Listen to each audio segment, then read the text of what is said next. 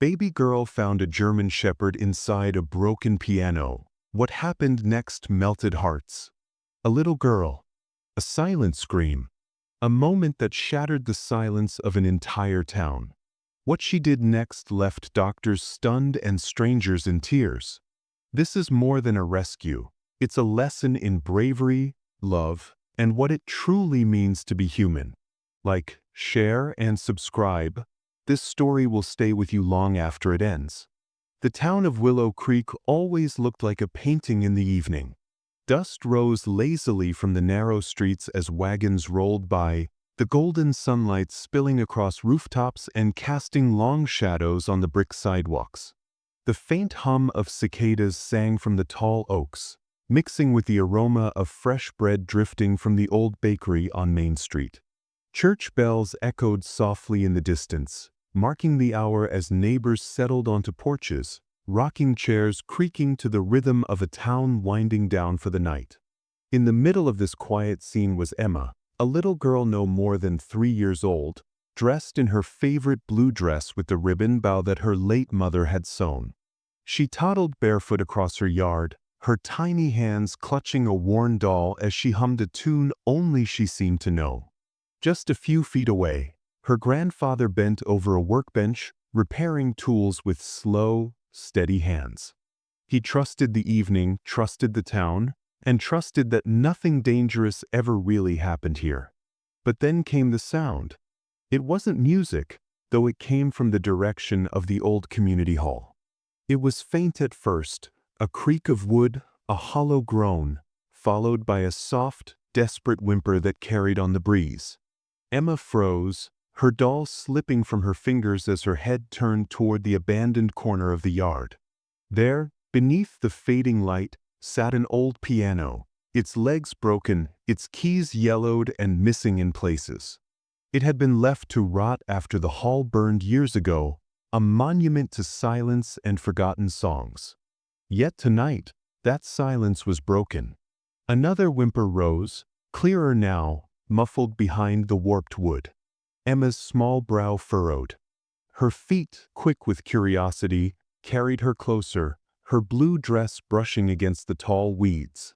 As she drew near, her wide eyes caught something no one else had seen, 2 glowing orbs peeking through the cracked frame. Eyes, deep, brown, and trembling.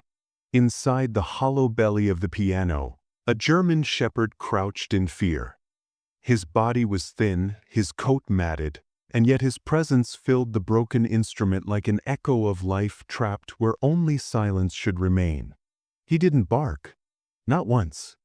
His gaze wasn't wild with anger but heavy with pleading, as if begging to be seen, to be understood. His chest rose and fell in shallow breaths, his paws shifting nervously against the broken strings beneath him. Emma's little lips parted in awe. She tilted her head, stepping closer, whispering softly in her child's voice, "Doggy?" The shepherd's ears twitched at the sound, and for a moment his trembling eased. The evening air seemed to still. Even the cicadas fell silent, as if the whole town held its breath. The broken piano, once a vessel of melodies, now carried a different kind of music, the fragile rhythm of a heart still beating despite neglect. What could a piano hold besides broken strings and silence? Why was a dog hiding there, and what secret was locked within its hollow frame? The piano had always been there, slouched against the weather-beaten wall of the abandoned community hall like some forgotten relic of the past. The once shining wood was cracked and faded, its broken legs unevenly sinking into the ground, and its yellowed keys sat crooked, like teeth in a jaw too tired to smile. Most folks in town no longer noticed it. They passed by without a second glance, dismissing it as another piece of junk left to decay. But that evening, under the fading blush of sunlight, the piano found an unlikely audience in the form of a little girl in a blue dress, her bare feet brushing against the dusty yard as she wandered away from her grandfather's workbench.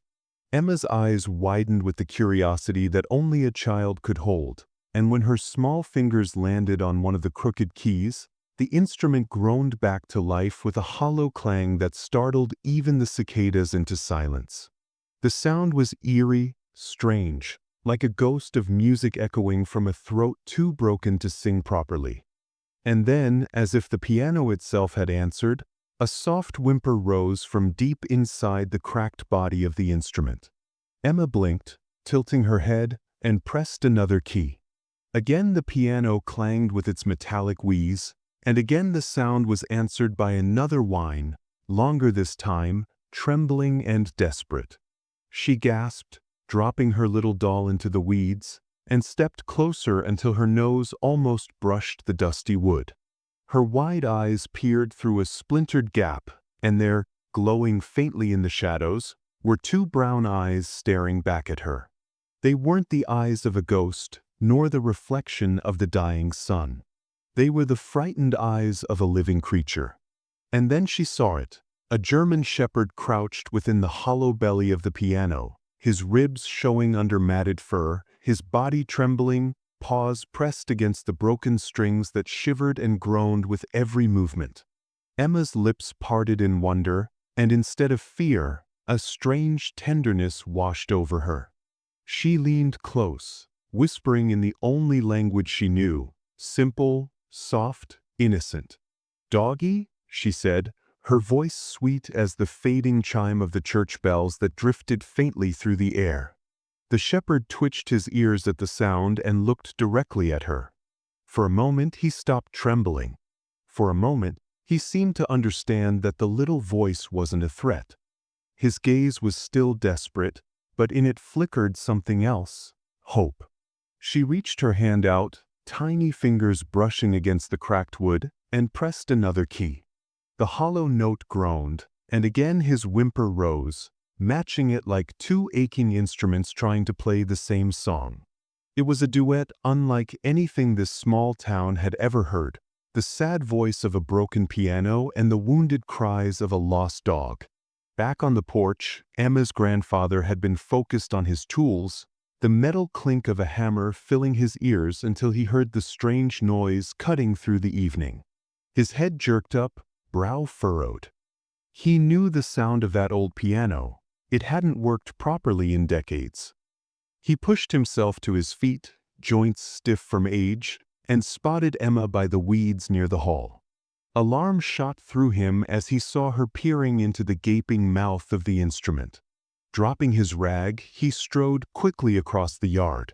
"Emma," he called, his voice carrying the sharp edge of worry. "Sweet pea, stay away from that." His boots crunched against the gravel, and when he reached her, his first instinct was to scoop her away from the unknown danger inside. He gripped her small shoulder and pulled her gently back, his eyes narrowing as he peered into the shadows. What he saw made his heart stop. The German shepherd wasn't growling. He wasn't baring his teeth. Instead, he was pressed into the corner of the piano's hollow frame, his chest rising and falling with shallow breaths, his tail tucked tight. Those brown eyes weren't wild. They were pleading. The old man had seen fear in animals before, but this was different. This was despair. Emma tugged at his sleeve, pointing with her tiny finger. "Doggy sad," she whispered. The words pierced straight through him. He crouched down slowly, studying the animal, and realized the truth. This was not a dangerous beast ready to lunge. This was a dog abandoned, too weak to fight, too scared to move. Before he could say anything, another clang of the piano echoed, louder this time, as the shepherd shifted nervously inside. The strange sound carried across the quiet street, bouncing against the brick walls and open windows, until neighbors began to turn their heads. One by one, curious faces appeared. A boy from the bakery wiped flour from his hands and pointed. "Is there something in there?" he asked, inching closer. An older woman clutched her shawl, whispering a prayer. Within minutes, the small gathering grew into a cluster of murmurs and questions. They stood at a distance, whispering, their eyes darting between the child, the grandfather, and the unsettling sight of a dog trapped in an instrument meant for music. The shepherd whimpered again, shifting against the strings, and another sharp clang rang out, startling some of the onlookers. Emma crouched low, ignoring the whispers around her, and pressed her palm to the piano's surface. "Don't cry," she said, her voice trembling but full of kindness. The shepherd's ears perked forward, his eyes locking on hers. Slowly, almost imperceptibly, his tail gave a small wag, the first gesture of trust he had shown. The crowd hushed. In that moment, it seemed as if the whole town was watching something far more powerful than a trapped animal. They were watching innocence reach through fear, a child's tiny voice cutting through walls of silence that even grown hearts could not. The grandfather placed a steady hand on Emma's shoulder, his own voice softer now. "He's not trapped by anger," he murmured, almost to himself. "He's trapped by fear." The neighbors exchanged glances, uneasy and guilty. Whispers passed from one to another. How long had he been there? Who left him like this? How could anyone walk past and not notice? No one had the answers yet, but one truth hung heavy in the evening air. This dog hadn't crawled into the piano by choice. Somewhere in his story was cruelty, abandonment, or worse. Emma pressed another key, the piano groaning again, and the shepherd answered with his weak whine. The duet continued, soft and haunting, a sound that seemed to ask a question louder than any words.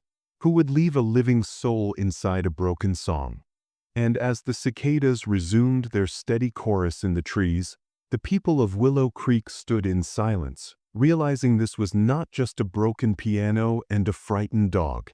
This was the beginning of a story that would ripple through every heart in their small town, one haunting note at a time. The first tool to appear was an old flathead screwdriver, the kind with a nicked handle that had fixed 1,000 small-town problems. Emma's grandfather slid it from his back pocket and tested the side panel of the piano with careful pressure, listening to the wood complain. "Easy," he murmured, not to the piano but to the trembling shepherd inside it.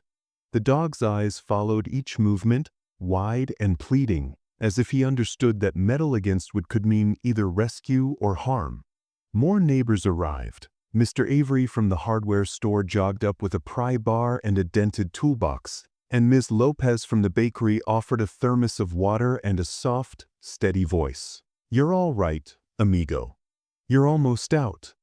Someone fetched a flashlight, another brought a blanket, and in moments the abandoned community hall, empty for years, felt like a workshop of human kindness. They began with the front board, the fall board that should have protected keys in better days.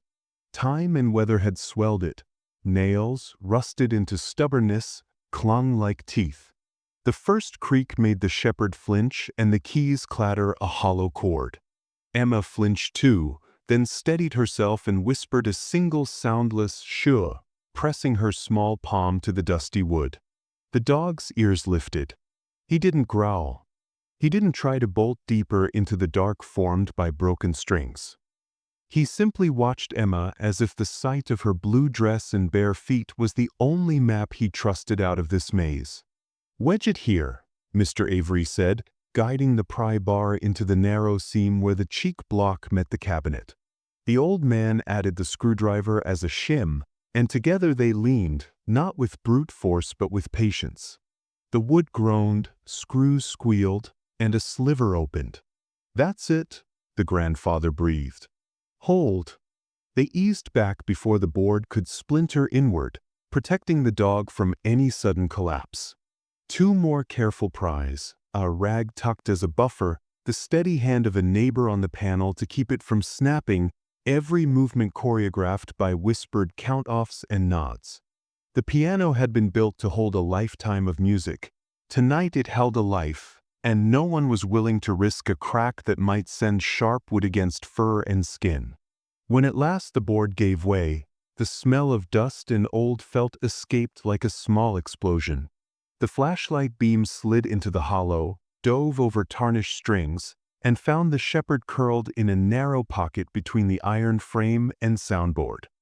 He had wedged himself into the only open space, a painful-looking cradle.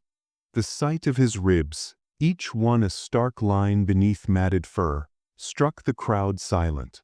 His front paws were raw and rubbed, fur scuffed away where the strings had kissed the skin too hard. He blinked at the light, then turned his head toward Emma's voice as if the beam were unnecessary and the child alone was guide enough. "Hey, buddy," the grandfather said softly, lowering the pry bar, hands up to show nothing harmful was coming. "We've got you." They worked the panel free and set it aside. The opening wasn't generous. The piano hadn't been designed to let anything living in or out. Mr. Avery eased his arm inside and let the dog sniff his wrist. The shepherd didn't snap. He licked, once, mechanical and weary, as if even gratitude cost energy. "Good boy," Mr. Avery whispered. "Let's get your front end first." The dog tried. He planted his scraped paws and shifted, but the angle was wrong and a string caught his fur, twanging a sad little note that made him freeze. The old man reached in with a rag to lift the string away, and the shepherd tried again, inching forward until his chest brushed the opening. Dust rose in a ghostly plume. The flashlight danced. Someone made a sound that wasn't quite a sob. Then Emma stepped close enough for her shadow to fall across the dog's face. She didn't touch him yet. She simply looked, eyes big and solemn, and breathed out like she was blowing a secret wish into a birthday candle. The shepherd's tail moved, barely, a soft thump that made every grown-up glance at every other grown-up. The old man slid his forearms beneath the dog's chest. Mr. Avery supported the shoulders, and with a careful, breath-held pull, they guided him out. The keys clattered another broken chord as his hind paws scraped free. Then the shepherd spilled onto the blanket like a river finally given a path. He didn't try to run. He didn't even stand right away. He lay on his side, ribs lifting in fragile bellows, and then, because the world sometimes tilts toward mercy, he lifted his head to find Emma. She crouched lower, held out the smallest hand in the crowd, and laid her palm gently against his forehead. He pressed into it, closing his eyes like he had finally found the one door that opened. That faint tail thump came again. A dog who had been alone inside an instrument meant for company leaned into a child as if she were music. "Water," Ms. Lopez said, unscrewing the thermos. The grandfather poured into a shallow tin bowl, and the shepherd struggled upright, legs trembling. He drank too fast at first, coughing, then slowed as the old man stroked the side of his neck. "Easy, son. There you go." The bowl emptied. They filled it again. Between sips, the dog flicked his eyes toward Emma, as though checking that she hadn't disappeared while he was busy surviving. With the front panel gone, they could see the evidence of his days inside. Shreds of cloth tucked into a corner like a nest, threads tangled in the damp felt of the hammers.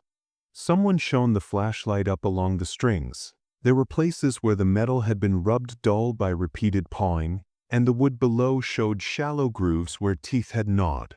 A ribbon of burlap, origin unknown, was wedged behind the action, chewed ragged until its fibers fluffed like a thistle. There were chew marks on the keybed, 2 small arcs of desperation where the dog had tried to turn the unturnable into an exit.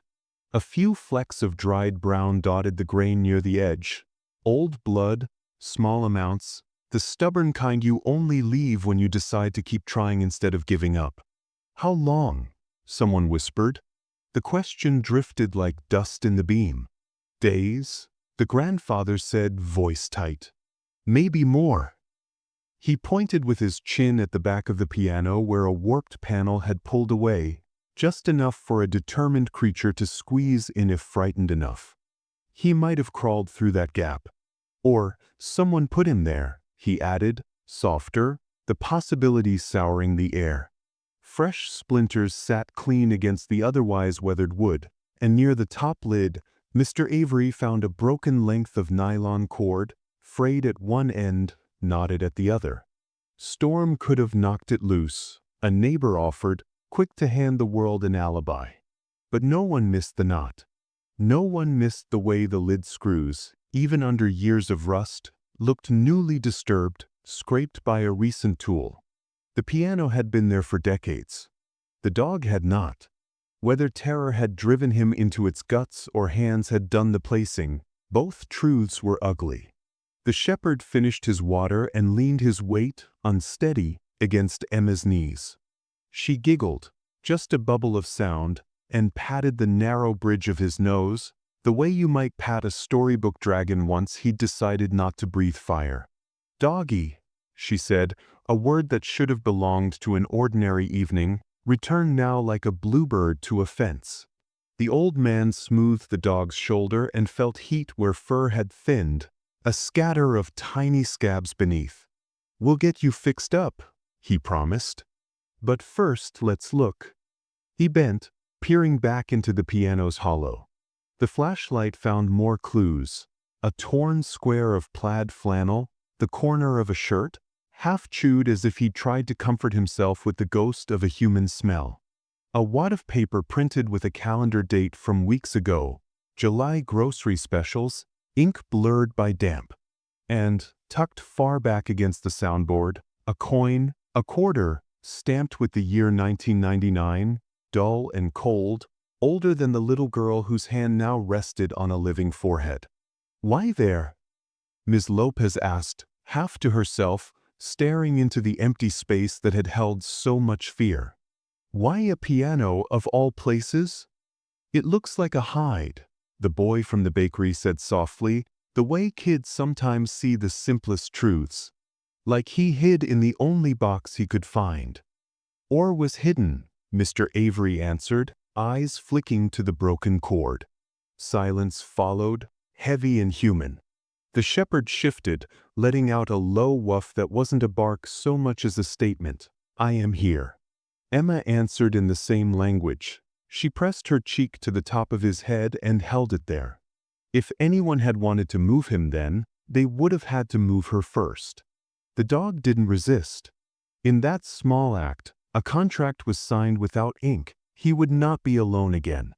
They wrapped the blanket around his middle, both to warm him and to cushion each step.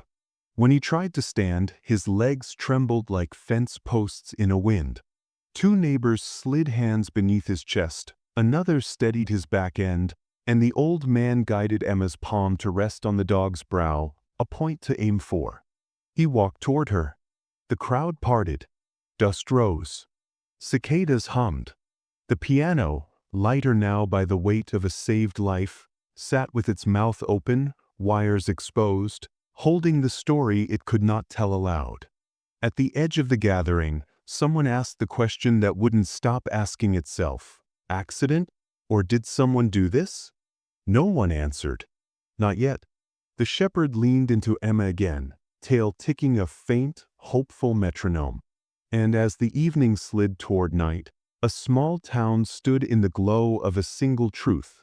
They had pried apart a broken instrument and found a beating heart inside, and whatever the reason he'd been there, they would not let him vanish back into silence.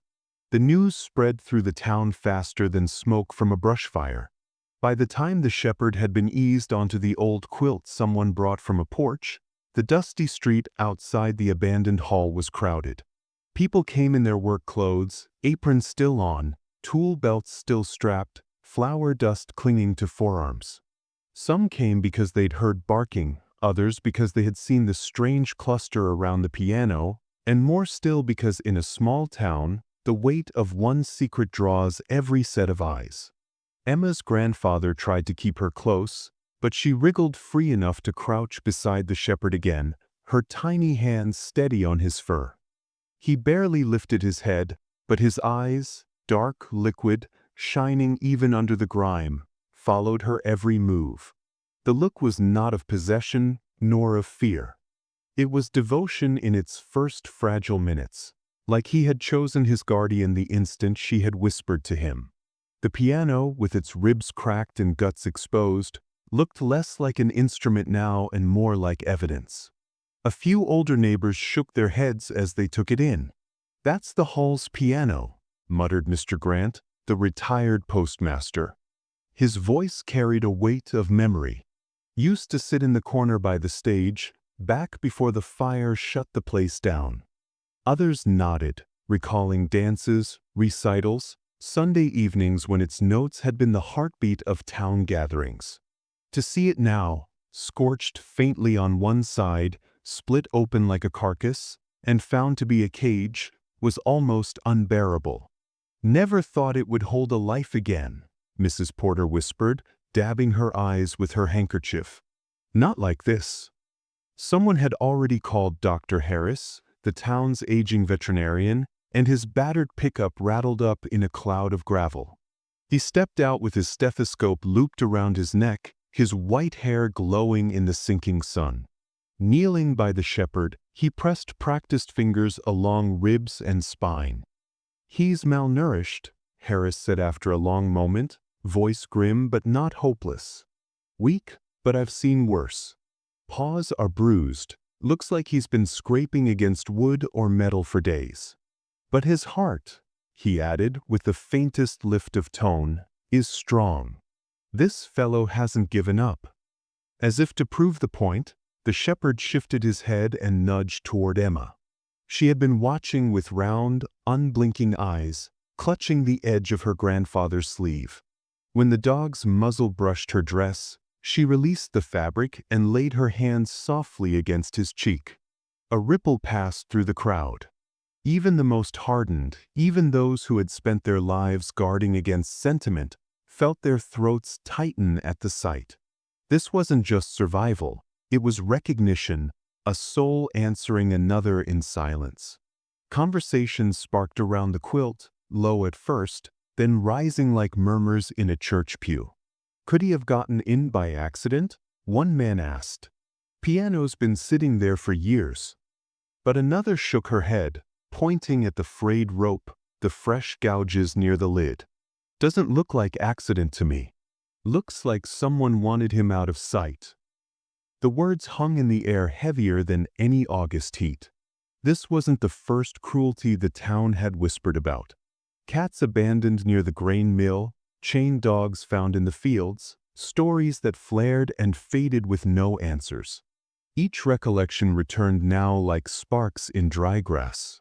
Emma's grandfather pulled her into his lap as he sat beside the dog, rubbing her back as if to shield her from words that were too heavy for her young ears. But Emma wasn't listening to the crowd. She was bent forward, whispering to the shepherd as if the two of them shared a frequency too pure for adults. The dog blinked slowly, his gaze softening, and for the first time since he had crawled from the broken frame, his body seemed to ease against the blanket. Dr. Harris looked up. "He'll need food, slow and careful. Water, steady but not too much at once. Warmth and rest." He glanced around the semicircle of faces. "But more than that, he needs belonging. He's been in the dark, penned where no dog belongs. If this town has any kindness left in it, you'll have to show him it's more than a word." That unlocked something in them. People who had come just to witness now bent down to offer. Ms. Lopez promised soft bread to soak in milk. Mr. Avery said he had spare fencing to rig a safe pen. Teenagers muttered that they'd take turns walking him once he was stronger. Even the hardware clerk, who had muttered about strays being trouble only minutes earlier, offered to dig out an old doghouse he'd stored in his shed. Compassion doesn't always arrive with trumpets. Sometimes it seeps in through shame, memory, and the quiet example of a child's touch. Emma's grandfather looked out over the faces, saw the mixture of anger and guilt and determination. "He's not just another stray," he said simply. "You all saw where he was, what he's come through. That's not chance. That's survival against cruelty. Maybe against someone from right under our noses." His words were hard, but they were not meant to scold. They were meant to remind. The town shifted uneasily.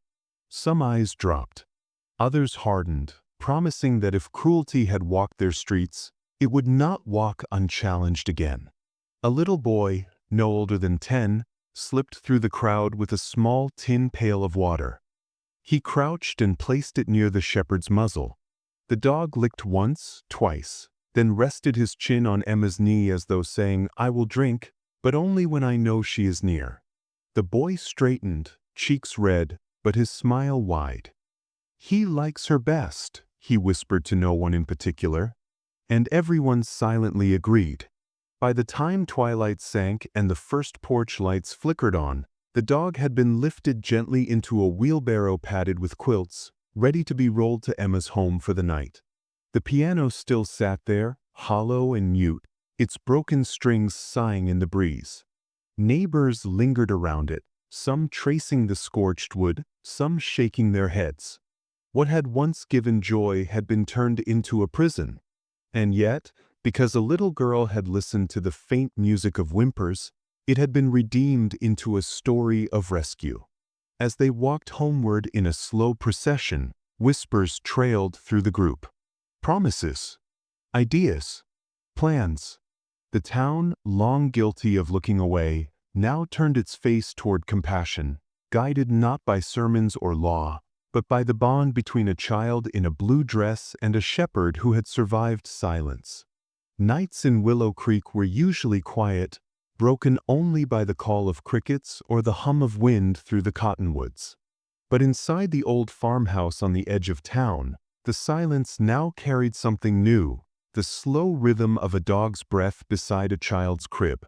The German shepherd, who only days ago had been dragged from the hollow of a broken piano, now lay curled on a quilt Emma's grandfather had spread across the floor. His ribs still showed under his coat, but his chest rose and fell with a steady calm, soothed by the nearness of the little girl who had refused to let him out of her sight. Emma, in her blue nightdress, had pressed her tiny hands together in protest when her grandfather first suggested the dog should sleep in the barn until he was stronger. She had shaken her head, curls bouncing, and marched straight to her crib, pointing firmly at the space beside it. "Doggy," she whispered, her voice carrying a certainty beyond her 3 years. And that was that. The shepherd was not just a stray anymore. He was her shadow, her guardian, her chosen companion. The first night, the farmhouse was restless. Her grandfather tossed in his chair by the fire, listening for the smallest sign of danger. He worried about fleas, about sickness, about what neighbors might say. But his fears eased when he peeked in and saw Emma's tiny hand dangling over the edge of her crib, fingers barely brushing the shepherd's ear. The dog's eyes fluttered closed at her touch, and a sigh slipped from him so deep, so weary, it seemed to carry years of sorrow melting away into sleep. Morning light brought something even more extraordinary. Emma rose before anyone else, climbed down with toddler clumsiness, and toddled to the little toy piano that sat near the window. Its plastic keys clacked with thin, tinny notes, nothing like the grandeur of the hall piano, but enough to fill the room with innocent music. She struck a few keys with her palms, giggling at the sounds, and the shepherd lifted his head. For a breath, the old pain in his eyes flickered, as though he remembered the prison of broken wood and tangled strings. But then, as Emma tapped out her uneven melody, the dog lowered his head back to the floor with a long, contented exhale. The piano was no longer a coffin of silence. In her small hands, music had been restored, turning pain into peace. From that morning on, the shepherd became her shadow.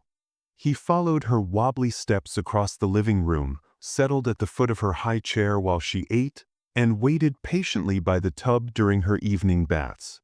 If she toddled into the yard, he padded close enough that his tail brushed her dress.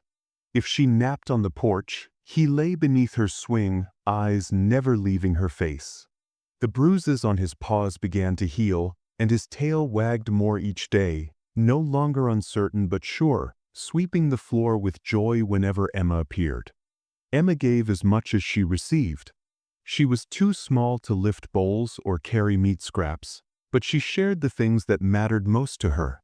She tugged her blanket from her crib and laid it over his back while he slept, patting it into place with tiny hands as if tucking him in. She offered him her toy blocks, stacking them at his paws and giggling when he nosed them over. She even placed her favorite ribbon, the one she wore every Sunday, on his collarless neck, tying it in a crooked bow. He wore it with the dignity of a knight, tail lifted, chest proud. The bond deepened in ways words could not measure. At night, when storms rolled across the plains and thunder shook the windows, Emma used to cry for her mother, her little heart heavy with memories she was too young to explain. But with the shepherd beside her, she no longer wailed into the darkness. She pressed her ear against his warm chest, listening to the steady thump of his heart, and drifted to sleep safe in the fortress of his presence. The piano that had once been his prison no longer haunted him. Now the sound of toy keys, of childish laughter, of a blanket shared, had overwritten the memory with love. Even her grandfather, hardened by years of solitude and grief, could not deny what he saw. The shepherd, though still gaunt, ate heartily now, wagged when he was called, and even managed to play. One afternoon, Emma rolled her ball across the porch. The shepherd paused, then nudged it back with his nose.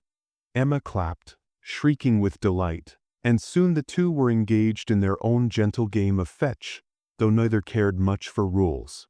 It wasn't just a dog recovering, it was a soul finding joy again, mirrored perfectly in the wide eyes of a child rediscovering wonder. For Emma, who had once been lonely despite the love of her grandfather, the shepherd filled an emptiness she couldn't name.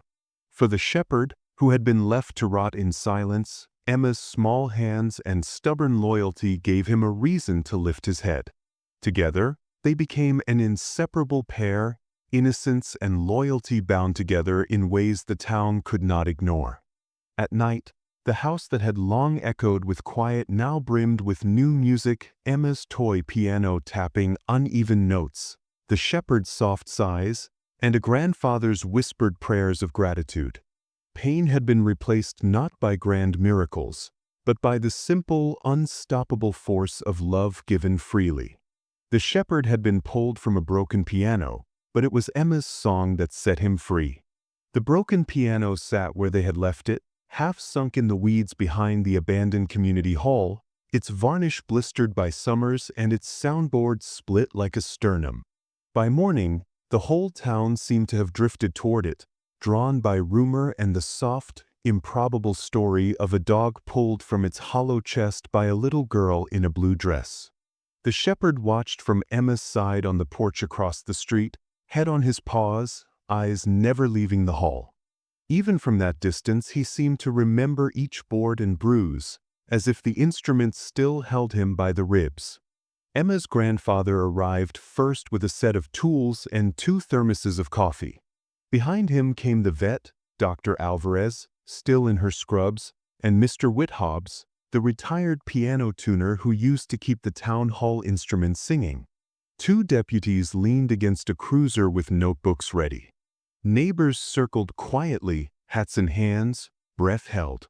"Let's see what we're dealing with," Mr. Hobbs murmured, running a finger over the fallboard. His hand paused at the top edge. "Here." The wood told its story without words. Fresh gouges scarred the lid where a hasp had been screwed in, newer wood pale against the sun-browned face. A staple plate had been added to the body with mismatched screws, and a cheap lock, now snapped, swung like a tooth on a bent loop of metal. Along the side, a faint arc of metal scored through the finish where someone had levered a bar to press the lid tight. There was nothing accidental about it. Dr. Alvarez knelt, peering at the back. The panel that should slide free was fixed with recent screws, not rusted, not weathered, biting bright into old timber. Near the pedals, thin wire had been twist-tied to the lyre frame and cinched to a rear slat, a second insurance against movement. Inside the key bed, felt was chewed, and splinters lay in small moons of dust. The stale air that puffed out when they lifted a panel carried the iron taste of strings and the sour scent of fear. "Teeth marks," the deputy said softly, pointing to a row of notches along the inner rail, desperate, uneven, smeared with the faint brown of dried saliva. "Claw scoring here," Dr. Alvarez added, tracing vertical scratches where paws had raked. He tried to dig his way out. Mr. Hobbs bent his head like a man in prayer. "No dog crawls into an upright and screws himself in from the outside," he said at last, voice gravelly with disbelief and something like grief. "Someone shut him in." The words fell like a verdict. The murmur of the crowd thinned to a hush that felt colder than the morning air. For years, the old hall had been a ruin of soot and talk. Once upon a Friday night, it had poured waltzes and hymns into the street. After the fire, its broken windows spoke only to swallows and wind. Someone had taken what was left of the town's music, a battered instrument holding silent echoes, and turned it into a coffin. "Why a piano?" a neighbor whispered. "Because it's big," the deputy said, jaw tight. "Because it's hollow. Because no one's been listening to this place for a long time." Dr. Alvarez stood, wiping her hands on a cloth. "He's malnourished, dehydrated, bruised," she said, glancing toward the farmhouse porch where the shepherd lay beneath Emma's swing. "But there are collar rubs and pressure sores that don't match a stray's life. And look at his nails, trimmed not long ago. No microchip, which is odd these days. He belonged to someone who didn't want to belong to him anymore." Across the street, the shepherd shifted at the sound of voices, but when Emma's small hand found his ear, he settled. She didn't know the words the adults were using. She only knew that the dog who had trembled in the piano now trembled less when she was near. Deputy Cole flipped a page in his notebook. "We've had reports of a white panel van out by County Road 9 the past few weeks. Crates in the back. Folks said it looked like a delivery truck, didn't think much of it." Mr. Hobbs grunted. They thought music lived here once, and when the music died, they stopped hearing anything at all. The piano, in the full light of day, seemed smaller than it had in the rescue, its grandeur gone, its keys chipped into a crooked grin. Children edged closer, their parents pulled them back, as if it might bite. The instrument had become a mirror, and no one liked what they saw in it. Not a town of monsters, but a town of people who had learned to walk around a place instead of through it. Neglect is slow, and silence is patient. The deputies took photos, the lock scars, the screws, the twisted wire. Mr. Hobbs removed the broken hardware with careful hands, as if he could unfasten the memory too. "Could be a dump job," Deputy Cole said, though doubt flattened the words. "Breeder offloading a dog that won't fetch a price, or someone skirting animal control." "Could be someone who knew nobody would open the lid," Dr. Alvarez replied, eyes flint. "Could be someone who counted on our forgetting." The crowd shifted. Guilt moved among them, invisible but heavy. Miss Ellie, who ran the bakery, dabbed at her eyes with the edge of her apron. "I pass this hall every morning before dawn," she admitted to no one and everyone. "I hear creaks. I tell myself it's just the building settling. How many times did he whimper and I didn't think?" Her voice frayed on the last word. A boy near the back, a teenager who once played trumpet at school concerts, cleared his throat. "We should have fixed this place," he said. "Years ago." Emma's grandfather closed his toolbox and looked over the top of the piano at all of them. "We can't climb into yesterday," he said simply, "but we can decide what today is gonna sound like." He walked across the street and scooped Emma into his arms. She pointed, a small, insistent finger, back at the hall, then to the dog, then to her toy piano on the porch, as if drawing a map only she could see. The adults followed her line of sight and, for the first time since the rescue, smiled. The message didn't need words. Plans surfaced, not in speeches but in promises. Miss Ellie offered to organize a fundraiser, "Keys for Kindness," she said, "because names matter." Mr. Hobbs volunteered to rebuild the instrument if it could be saved, or to build a bench from its wood if it couldn't, a place to sit and remember. The deputies promised patrols on the county roads and a hotline for anonymous tips. Dr. Alvarez drafted a sign-up sheet for fosters and food runs. A contractor at the edge of the crowd raised his hand. "I'll patch the roof," he said. "No charge." Heads nodded. Pens scribbled. Grief turned, as it sometimes can, into duty. Meanwhile, across the street, Emma set her toy piano on the porch boards and pressed two bright keys. The thin notes lifted, wobbly and sweet, and the shepherd's ears perked. He rose, walked the length of the porch, and lay down with his head beside the plastic keyboard, eyes soft. The sight moved through the crowd like a tide. The broken piano behind the hall was not the last word. Music, faltering, imperfect, real, was already returning through the smallest hands in town. "Sometimes," Dr. Alvarez said quietly, watching Emma play, "the loudest things in a place aren't the ones that save you. It's the little sounds you almost miss. A child's laugh, a dog's whisper, a plastic key." Mr. Hobbs set the removed lock pieces on a folded shop rag and closed his palm over them, as though collecting evidence and absolution at once. "We forgot to listen," he said. "She didn't." By late afternoon, a "No Trespassing, Under Repair" sign hung on the hall door. The piano stood lighter somehow, the cruel hardware gone, its scars uncovered and unashamed. People headed home with assignments and a sense that the town had exhaled after holding its breath for years. On the porch, Emma leaned into the shepherd and offered him her ribbon again, this time tying it with her grandfather's help so it rested neat and proud at his throat. The dog closed his eyes, accepting the honor. Across the street, the wind teased the weeds around the ruined piano, and for a heartbeat it almost sounded like applause. No one knew yet who had fastened the lock, who had used an instrument of song to hide a life and hoped no one would open it. The investigation would take time. But the town had already reached a truer verdict. The hall would not stay silent. The road would not go unwatched. The next small voice, human or animal, would not be lost in the noise of busy days. And when people spoke of the rescue, they didn't say, "We found a dog in a piano."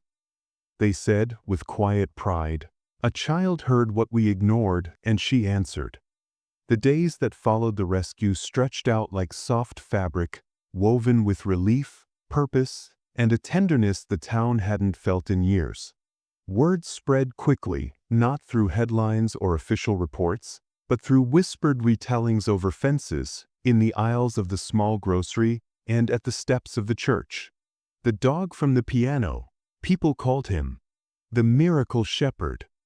His presence turned from a story of shock into a symbol of survival, and soon everyone wanted to be part of his healing. The first morning after the rescue, Miss Ellie from the bakery arrived at Emma's porch carrying a basket of warm bread wrapped in towels. She placed it beside the shepherd, who sniffed curiously, his tail thumping softly against the wood. "Bread's for the family," she said, crouching down to his level, "but the towels are for you, sweetheart." She reached out a hand slowly, and though his ribs still showed and his eyes still carried a shadow of fear, he leaned into her touch.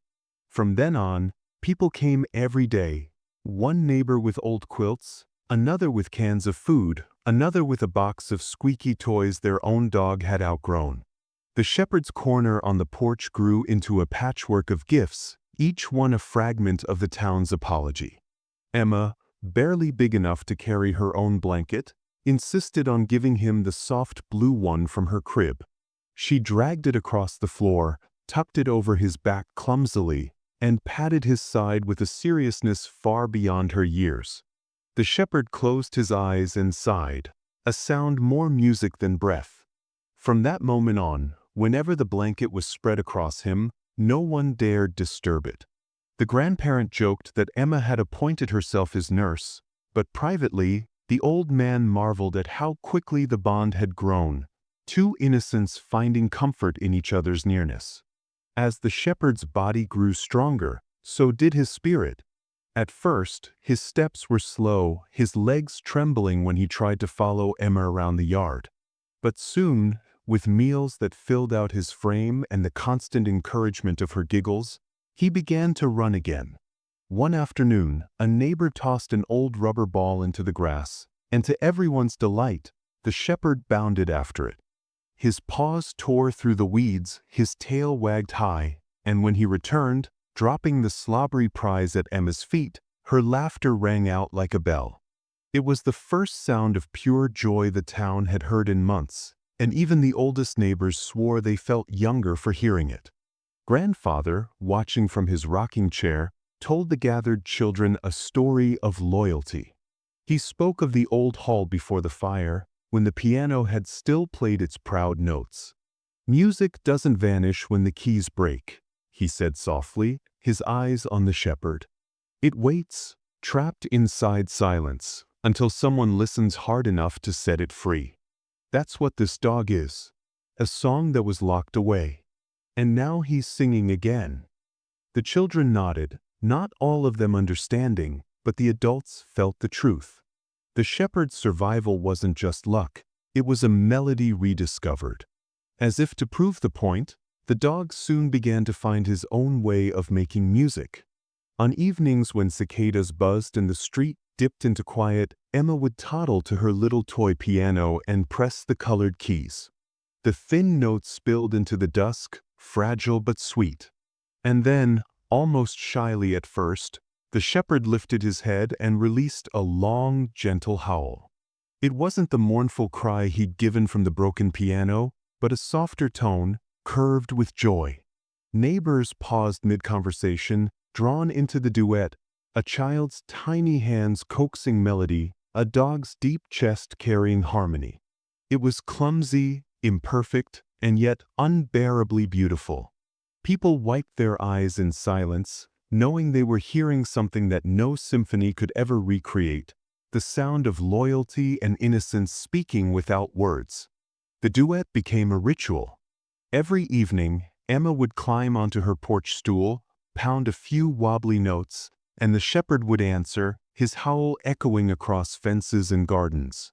Children sat on the steps to listen, couples held hands, and elders closed their eyes, remembering better days. In a town where the fire had once stolen the music from the hall, it seemed fitting that music had returned through a dog's voice and a baby's toy keys. Healing was no longer a quiet task done in shadows. It was a performance everyone could join simply by listening. One night, as the moon rose bright and silver, Emma's grandfather whispered to a friend beside him, "Sometimes healing is like music, you don't need words to feel it." The friend nodded, too choked with emotion to reply. They both watched as Emma leaned against the shepherd's side, her little fingers pressing the keys with sleepy determination, and the dog's soft howl wrapped around her like a lullaby. The sight, the sound, the warmth, it was as if the town itself exhaled after years of holding its breath. Soon the shepherd was no longer the stray from the piano. He became theirs. He had a collar, gifted by the local leather worker, embossed with a simple heart. He had a bed in the corner of Emma's room, though he rarely used it, preferring to lie stretched across the threshold as if guarding her dreams. The children of the town named him Maestro, laughing that he was the only one who could play a piano without touching the keys. The name stuck, and even the elders used it with pride. The community didn't just claim the shepherd, they claimed a new sense of togetherness. When they gathered at the hall for repairs, they didn't talk only of wood and nails. They talked of responsibility, of never letting silence swallow another life. People who hadn't spoken in years now worked side by side, laying new boards and patching old wounds. The shepherd wandered among them, tail wagging, ears perked, as if inspecting the progress. Emma followed, clutching her toy piano, occasionally stopping to play a note or two, and Maestro would lift his muzzle in reply. The workers smiled and pressed on, their hammers and saws keeping time with the unlikely music. By the time autumn rolled in, The shepherd's coat shone, his ribs hidden beneath healthy muscle, his eyes bright.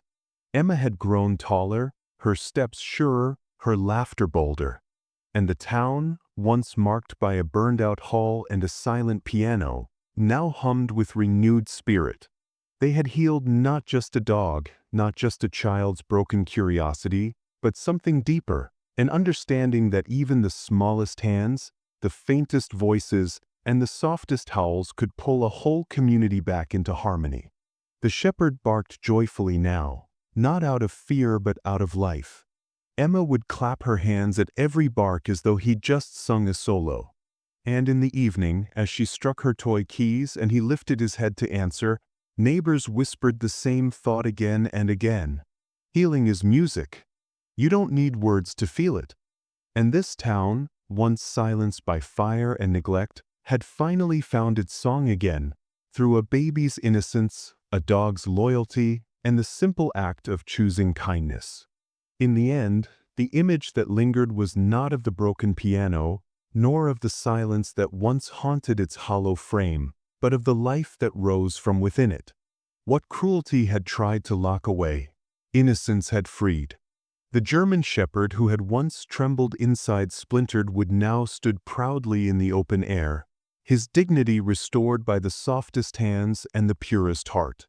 And the child, Emma in her little blue dress, reminded the world of something we too often forget, that love does not need strength or power to work miracles. Sometimes it only needs curiosity, compassion, and the courage of a child to reach out. The piano, once a symbol of loss, became a place where loyalty was reborn. Its broken keys no longer made music, yet the duet of a baby's toy notes and a dog's howl carried a melody far sweeter than any grand performance.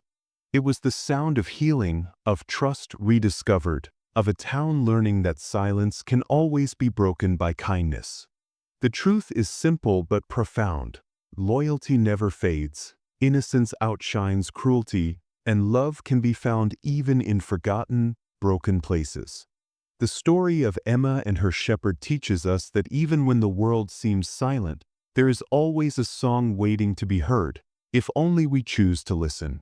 If this story touched your heart, please share it with someone who still believes in kindness that never fades. Like, comment, and tell us where you're watching from.